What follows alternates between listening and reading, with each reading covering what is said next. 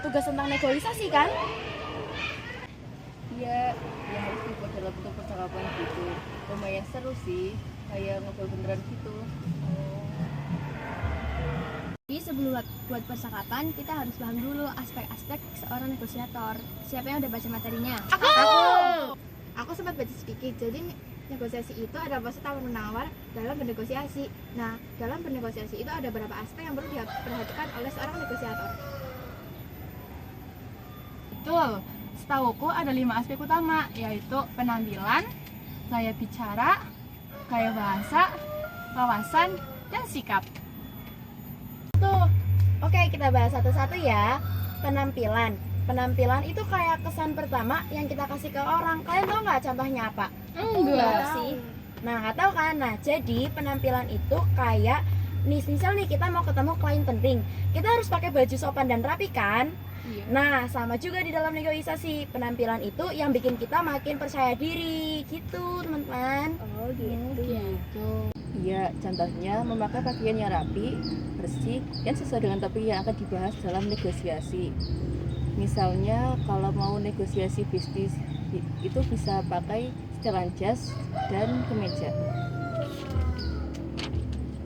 Kedua itu ada sikap. Sikap itu penting banget dalam negosiasi.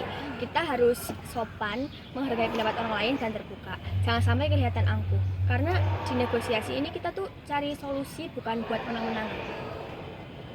Benar, yang ketiga itu ada bicara. Kemampuan itu modal penting buat negosiator. Kita harus bisa menyampaikan pendapat dengan jelas, tenang, dan meyakinkan.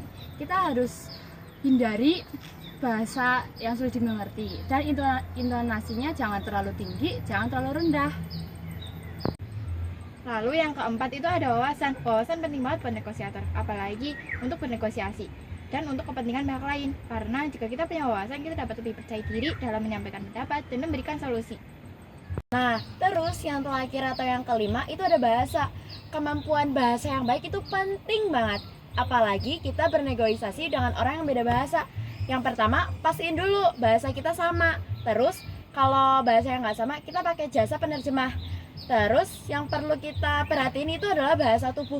Karena bahasa tubuh itu bisa menyampaikan pesan yang beda dari apa yang kita omongin. Oh gitu ya jadinya. Iya.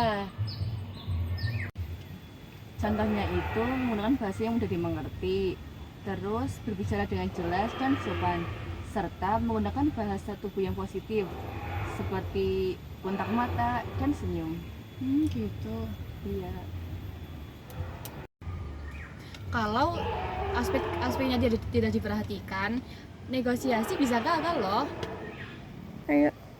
Oke, nah sekarang yuk kita coba bikin skenario negosiasi buat tugas video kita. Ayo, Yuk. gimana kalau kita bikin simulasi negosiasi jual beli HP? Seru tuh, nanti aku jadi pembelinya. Oke. Kalau gitu aku jadi penjualnya ya. Ayo kita bikin skripnya sekarang. Yuk, ayo.